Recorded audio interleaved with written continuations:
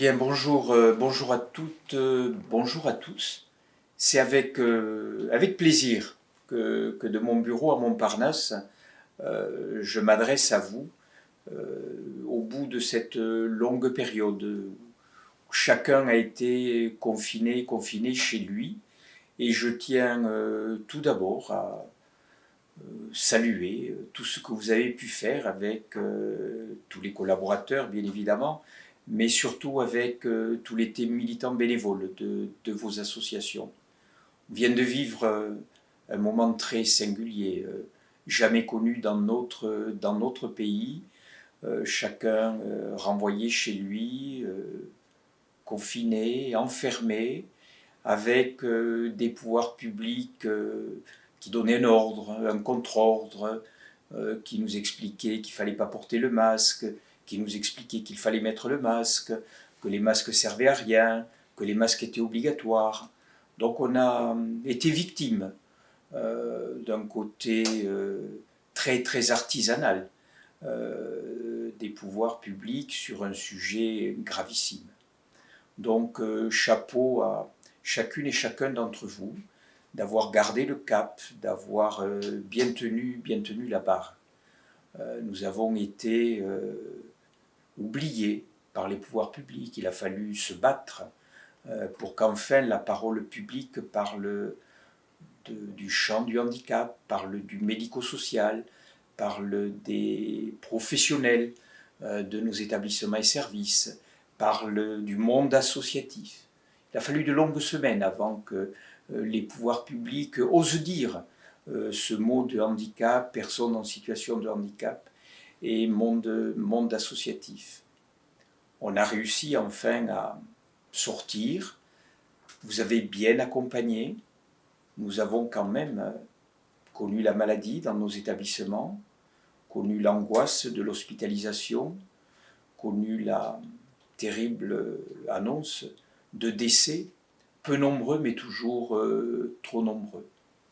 Moi je dois saluer aussi tout ce qui a pu être fait dans chacune des associations de mieux répondre aux attentes des personnes et donc comment vous avez su vous adapter avec l'ensemble de vos collaborateurs pour que les personnes accompagnées, pour que leurs familles vivent avec le moins de dégâts possible cette période très très très compliquée.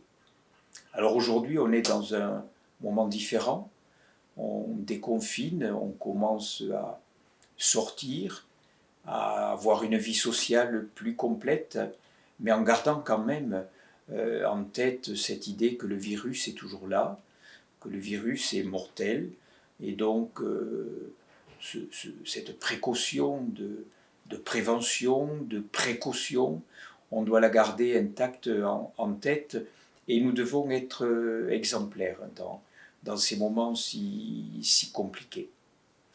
Alors, dans vos départements, vous avez affronté ces difficultés. Aujourd'hui, vous revivez différemment. Ce n'est pas la vie ordinaire que nous connaissions auparavant. On est dans une phase transitoire, mais il faut que dans cette phase, la vie démocratique, associative, vive. On a beaucoup travaillé par visioconférence, on a beaucoup travaillé par téléphone. Rien ne remplace le contact humain, rien ne remplace le compagnonnage, la camaraderie, la fraternité de nos échanges. Donc on est à ce moment-là. Semaine prochaine, le bureau fédéral se réunira ici en présentiel. La semaine d'après, c'est le conseil d'administration fédéral. Nous avons été conduits à prendre des mesures par rapport à cette assemblée générale que nous devions tenir à Arcachon dans quelques jours, en ce mois de juin. Je pense que nous avons été raisonnables en la déplaçant d'un an, mais ça ne nous empêchera pas, fin septembre, de nous retrouver ici à Paris, dans le cadre d'une assemblée générale dite ordinaire, mais il faudra analyser l'année 2019, l'analyser en tant qu'APAGE, en interne APAGE, mais en tant qu'APAGE vis-à-vis de ce que nous vivons.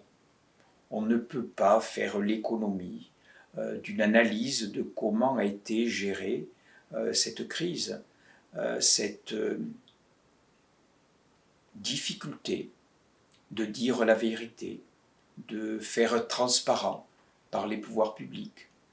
Nous sommes des militants, nous sommes des responsables, on est capable d'entendre que le pays a oublié de se doter en masques, plutôt que de nous raconter des sornettes sur le masque ne sert à rien, pour quelques semaines après nous dire il faut sortir avec des masques. Donc on fera l'analyse de toutes ces situations et puis se dire que le monde de demain pourrait être pire que le monde d'hier. Je suis conduit ces jours derniers à écrire à 2 reprises, là en peu de temps, au ministre de l'Éducation nationale pour pointer des faits d'exclusion d'enfants en situation de handicap, pour pointer des suppressions de postes dans des départements qui vont empêcher l'accès à l'école d'enfants en situation de handicap. Je suis obligé d'écrire à Madame Nota qui doit piloter le Ségur de la santé pour m'étonner que le champ du handicap ait été oublié, qu'on parle des soignants de l'hôpital, et ils ont raison, que l'on accepte de parler des établissements pour personnes âgées, dépendantes et de leurs collaborateurs, mais qu'encore on oublie le champ du handicap.